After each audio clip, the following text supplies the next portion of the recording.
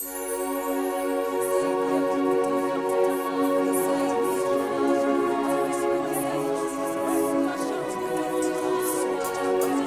of us have friends or family members for whom drug abuse has destroyed marriages, relationships with children, careers and physical health.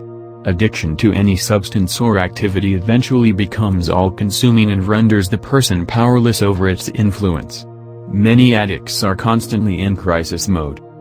The situation becomes extremely stressful for parents who don't know how to most effectively deal with sons or daughters who are addicted and are almost always irrational and resistant to any attempts by parents to intervene. The best advice I ever got about a loved one's addiction.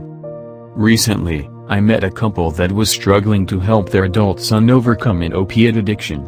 I shared with them that years ago, I received some extremely wise advice from a businessman, who later became a minister and my spiritual mentor. He told me that in situations like this, the parents can do two things and only two things for their son: love him and pray for him.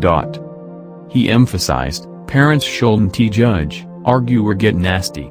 Parents can criticize, condemn or complain. And they should forget the tough love thing. Just love your addicted son or daughter and pray for him or her.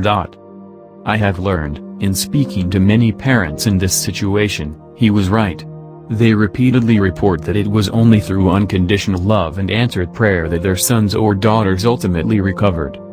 Another friend of mine, a psychiatrist who specializes in addictions, agreed with the love and pray advice and added that often, the most effective path to change and recovery is through a mother's unconditional love.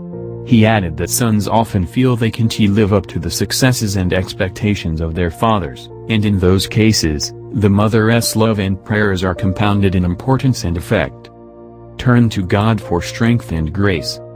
If your loved one is experiencing the painful, disruptive, life-threatening crisis of opiate addiction, please consider this advice that turned out to be so helpful to so many families I have known. And turn your cares over to God.